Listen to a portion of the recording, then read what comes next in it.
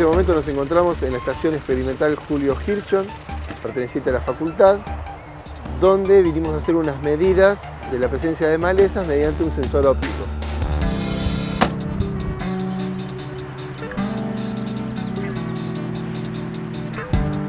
Maleza es toda aquella planta que crece en el terreno destinado a cultivo y que no es cultivo, y que entonces va a competir por los recursos lumínicos y nutricionales con el cultivo de interés para el agricultor.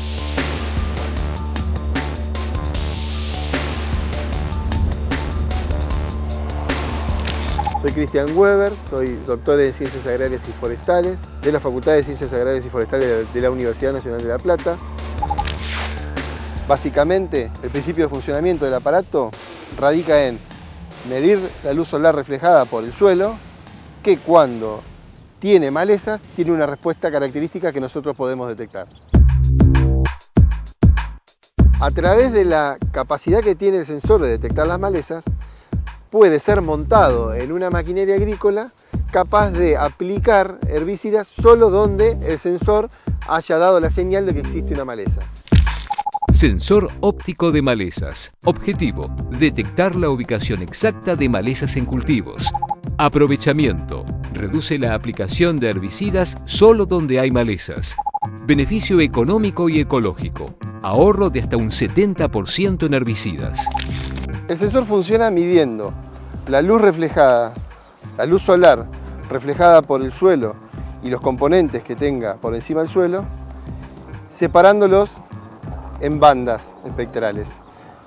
Esas bandas espectrales, para ser más gráfico, es lo que nosotros vemos, por ejemplo, cuando se produce el arco iris. La luz solar tiene como componentes muchas bandas espectrales, algunas de las cuales están relacionadas a funciones específicas en la planta, como la fotosíntesis. Digamos, hoy ahí vemos una maleza verde, pero existe la posibilidad de verlo con bandas que son más específicas que el verde, y eso es lo que hacemos con el sensor. Medimos la luz incidente solar con esta parte y la reflejada con los elementos sensores que están en la parte de abajo. El aspecto distintivo de este sensor respecto a los que comercialmente se puede conseguir es que los elementos detectores son muy económicos y están basados en tecnología LED.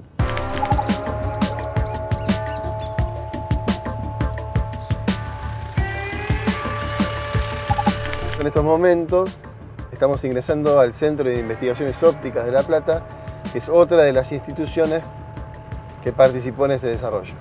Quizá uno de los aspectos más destacables de este desarrollo es cómo ramas de la ciencia que parecen muy tangenciales pueden unirse para un objetivo común que termina en un desarrollo tecnológico.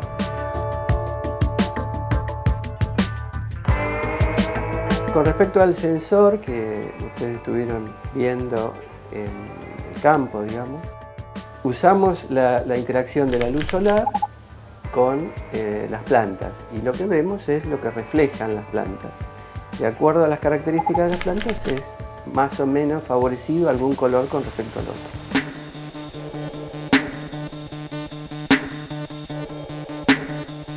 Yo les quería mostrar en esta cajita que si uno combina LEDs de distintos colores, puede reproducir la luz blanca, la luz común de iluminación.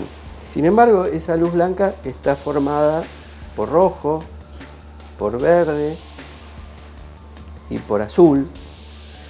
Cuando están funcionando los tres juntos, volvemos a reproducir el blanco.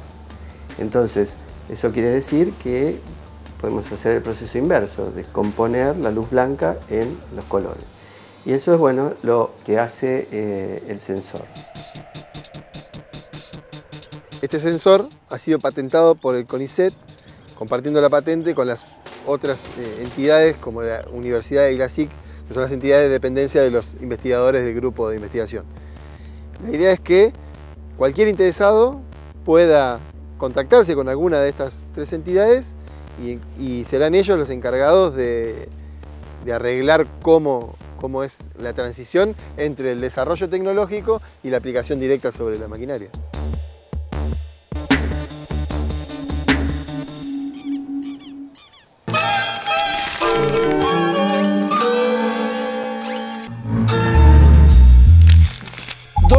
Blancos es licenciada en Sociología y doctora en Historia. Recientemente fue distinguida por el Instituto Nacional de Investigaciones sobre Evolución Humana de España en el marco de los reconocimientos Mujer y Ciencia, 13 nombres para cambiar el mundo. Investiga la historia de las mujeres en la sociedad argentina.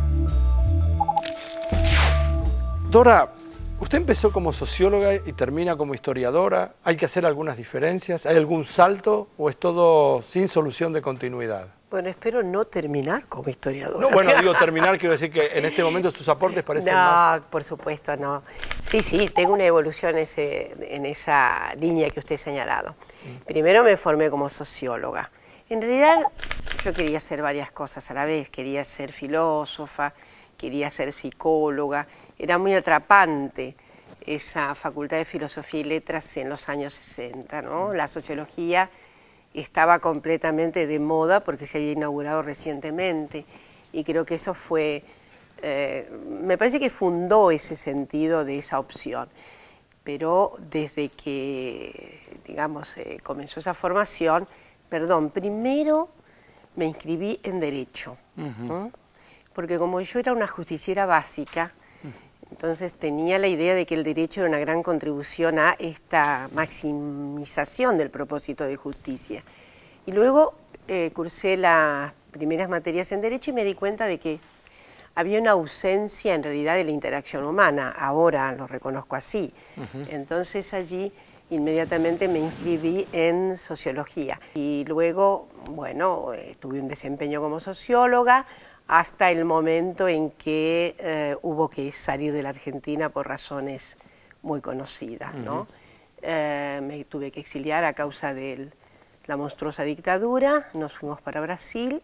En Brasil, durante un cierto tiempo, me desempeñé como socióloga en salud pública y luego ya sentía que la asignatura pendiente se disponía a hacer un asalto de mí cuando volviera a la Argentina, y así ocurrió. Dora, empecemos a hablar un poquitito de su área de especialización, que es la mujer en la historia, la participación de la mujer, ¿sí? Sí. ¿Puedo decir así? Sí, las mujeres. Las mujeres. Sí, en plural conviene, y las relaciones de género.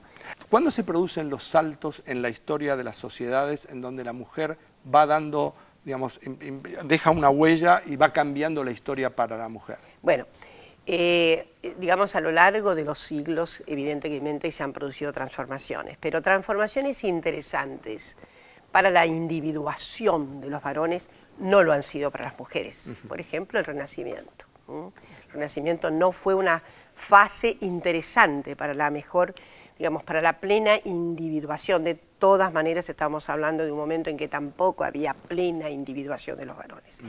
En algunos momentos, digamos, la situación, sobre todo en el mundo occidental de las mujeres, no estuvo tan alejada de lo que podrían ser ciertos niveles de igualación. Siempre han sido menos iguales que los varones.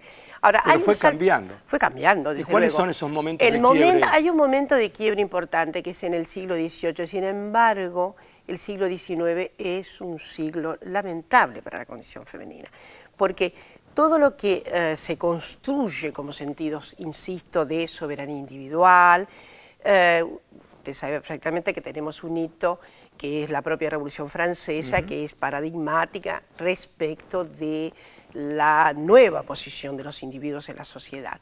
Y sin embargo, las mujeres van a ser más oprimidas que en el siglo XVIII, porque viene una interesante formación que es la de los estados nacionales, etcétera, en este momento, y una construcción de subjetividades patriarcales mucho más confirmatorias del estatuto de los varones. Usted sabe que el mundo burgués es un mundo de un gran patrocinio de varones, y el escándalo que se produce es primero la inferioridad jurídica de las mujeres, desde 1804, Código Napoleónico, copiado de manera muy extensa en América Latina.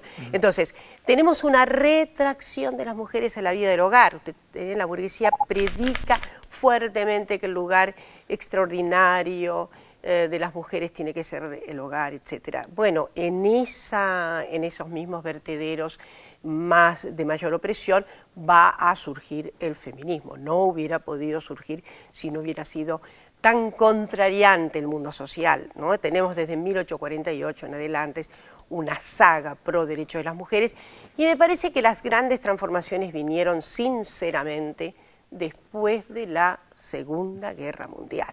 Ahí estamos frente a transformaciones que ya no tienen una vuelta atrás. Vamos a hacer una pausa y después seguimos, que le quiero hacer algunas preguntas otra vez sobre el papel de la mujer, ahora ya más corridos al siglo XX y siglo XXI. Estamos hablando con Dora Barrancos en Científicos Industria Argentina y seguimos en un ratito.